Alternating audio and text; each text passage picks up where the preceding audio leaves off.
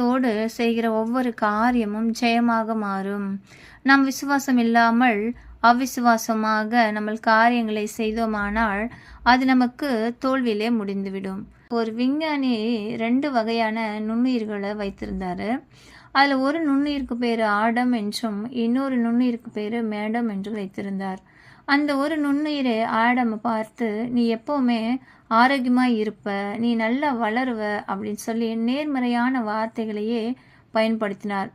ஆனால் அவர் மேடத்திடம் மாறாக, நீ நன்றா வளர மாட்ட, நீ சீக்கிரமாக இறந்து விடுவ, உன்னால் வளரவே முடியாது என்று எதிர்மறையான கருத்துக்களையே கூறிக்கொண்டிருந்தார். நாட்களும் கடந்தது.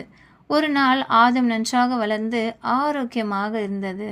ஆனால் மேடமோ உயிரற்றவளாகி விரைவில் இறந்துவிட்டது. நாம் விசுவாசத்தோடு கேட்கிற அனைத்து காரியமும் நம் வாழ்க்கையில் நன்மையாக மாறும்.